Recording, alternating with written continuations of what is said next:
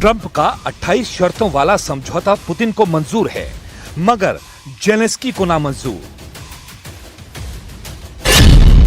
Britain को बिल्कुल भी नहीं मंजूर, फ्रांस को कतई भी नहीं मंजूर। जर्मनी तो ट्रंप पर भड़का हुआ है।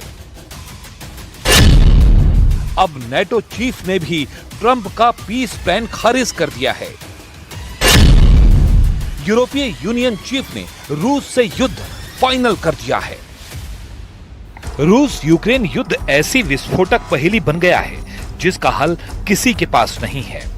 पुतिन युद्ध के खात्मे का जो फॉर्मूला बताते हैं उसे यूक्रेन नहीं मान रहा। ट्रंप जो पीस प्लान बना रहे हैं उसे यूरोप और नेटो देश नहीं मान रहे हैं। उधर लड़ाई भीषण होती जा रही है। रूस पर हो रहा हर हमला परमाणु युद्ध का माहौल बना रहा है। पुतिन के एटमी प्रहार की रेंज में यूरोप के 30 देश आते जा रहे हैं। ये सब कुछ देखकर ट्रंप का कलेजा बैठा जा रहा है। कहां तो ट्रंप चुटकी बजाकर रूस यूक्रेन युद्ध का अंत करवाने का दम भर रहे थे, वहीं अब वो सिर्फ जेलेंस्की को कोसने में लगे हैं। ट्रंप ने यूरोपीय यूनियन को वार्निंग दी है। उन्होंने कहा है कि यूरोपीय देश गलत दिशा में बढ़ रहे हैं। Has to be very careful. You're doing a lot of things. We want to keep Europe Europe. Europe is going in some bad directions. It's very bad for the people. We don't want Europe to change so much. They're going in some very bad directions. That was a big thing. Trump जिस bad direction का इशारा कर रहे हैं वो कुछ और नहीं, रूस है। पुतिन को गुस्सा दिलाने की जरूरत यूरोप को भारी पड़ सकती है, ऐसा ट्रंप मानते हैं। मगर यूरोप के देशों ने पुतिन से टक्कर लेने का प्लान बना लिया है। सिर्फ 24 घंटे में बड़ा उलटफेर हुआ है। इसे प्रेसिडेंट जेलेंस्की की 2 तस्वीरों से समझा जा सकता है। जेलेंस्की जब लंदन में अहम बैठक करने पहुंचे थे तो उनके चेहरे पर हवाइयां तैर रही थीं। वो इमोशनल दिख रहे थे। उनका गला सूख रहा था। उनकी आंखें डबडबाई दिख रही थीं। जबकि उनके साथ फ्रांस, जर्मनी और ब्रिटेन के पावरफुल लीडर बैठे थे। डाउनिंग स्ट्रीट में बैठकर भी जेलेंस्की का भय कम नहीं हो रहा था। उन्हें दिलासा दे रहे तीनों लीडर जो भी कुछ कह रहे थे, जेलेंस्की बेमन से उन बातों को सुन रहे थे। इसकी वजह प्रेसिडेंट ट्रंप का गुस्सा था। ट्रंप की कही बातें जेलेंस्की की टेंशन हाई करती जा रही थी। लेकिन लंदन से सिर्फ 355 किलोमीटर दूर ब्रसेल्स पहुंचने पर जेलेंस्की पुरानी रॉ में दिखने लगे। यहां भी उनके साथ 4 लीडर दिखे। फर्क ये था कि ब्रसेल्स में जेलेंस्की से मिलने वाले लीडर किसी देश के प्राइम मिनिस्टर या प्रेसिडेंट नहीं थे। इसके साथ जब से ट्रंप यूक्रेन युद्ध पर साइलेंट हुए हैं, पुतिन का क्रोध आउट ऑफ कंट्रोल हो गया है। अमेरिका ने खुद को किनारे क्या किया है। रूस ने यूक्रेन की बर्बादी की रफ्तार तेज कर दी है। युद्ध को रूस सबसे भीषण दौर में ले जा रहा है, जहां अब पुतिन ने सेना को खुली छूट दे दी है। रूस अब हर हथियार इस्तेमाल कर रहा है। समुद्र, जमीन और आसमान से विध्वंसक हमले शुरू हो चुके हैं। डोनेत्स्क और ज़पोरिज्जिया में रूस ने 2 बड़े इलाकों पर कंट्रोल कर लिया है।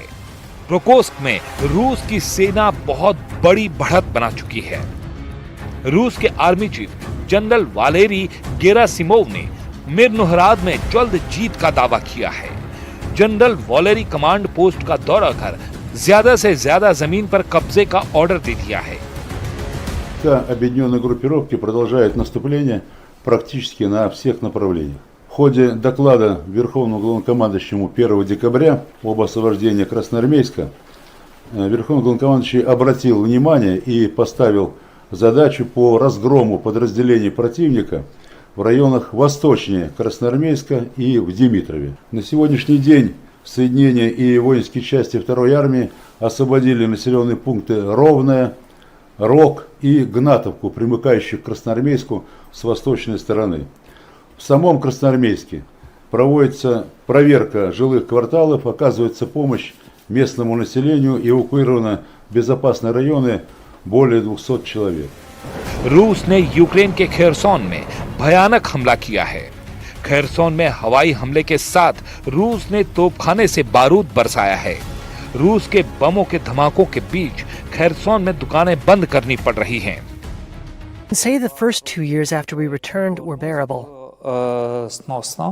Ну, типу, There were some attacks. A mine hit near the coffee shop, shattering all the windows on the front. всі вікна на фасаді. There was constant shelling, drones, everything. Обстріли, дрони, ну, все підряд було. However, from September, shelling became constant, and drones were always flying. Почалось постійне обстріли. Ukraine के शहरों से ज्यादा हालात खराब front line पर हैं। रूस की सेना तेजी से आगे बढ़ रही है, जिससे बेहिसाब खून खराबा दिखाई देने लगा है, क्योंकि यूक्रेन ने भी रूस को बराबर की टक्कर देने के लिए पूरी ताकत झोंक रखी है। यह रूस का हथियार डिपो है। यूक्रेन ने यहां ड्रोन से बमबारी की। फाइटर ड्रोन से मिसाइलों की बौछार कर रूस का गोला बारूद ड्रोन डिपो और पेंटेर S1 एयर डिफेंस सिस्टम को जला डाला गया है। यूक्रेन की सिक्योरिटी सर्विस ने ड्रोन हमले से रूस के टेमरियुक बंदरगाह पर भारी तबाही मचाई है। ड्रोन से बरसाए गए बारूद से रूस का पोर्ट 3 दिन से जल रहा है। यूक्रेन ने जिस पोर्ट को धुआं किया है, वहां से तेल के साथ अनाज कार्गो शिपमेंट होता है। यूक्रेन के ड्रोन हमले से बंदरगाह के टर्मिनल के टैंक एरिया में आग लगने से 30 स्टोरेज टैंक खाक हो चुके हैं। हालांकि जेलेंस्की ने हथियारों की खरीद के लिए पैसों की भारी किल्लत का आंकड़ा भी जारी किया है। जेलेंस्की ने बताया है कि यूक्रेन के पास यूरोपीय देशों की आर्थिक मदद के बाद भी अमेरिका से हथियार खरीदने के लिए लगभग $800 मिलियन की कमी है, जबकि द नेदरलैंड्स ने 700 मिलियन की आर्थिक मदद कर यूक्रेन को भारी राहत दी है। हालांकि अब भी हथियारों के लिए यूक्रेन के पास $800 मिलियन कम पड़ रहे हैं। जेलेंस्की हथियारों के लिए रकम का इंतजाम कर रहे हैं, साथ ही 30 देशों का ऐसा गठबंधन भी बनाने की कोशिश में है जो यूक्रेन की सुने। रूस के खतरे को खत्म करने वाले अलायंस का ऐलान जल्द हो सकता है।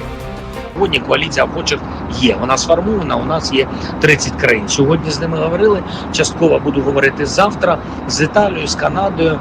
І також буде на цьому тижні буде у нас коаліція охочих. यूक्रेन ने रूस के खिलाफ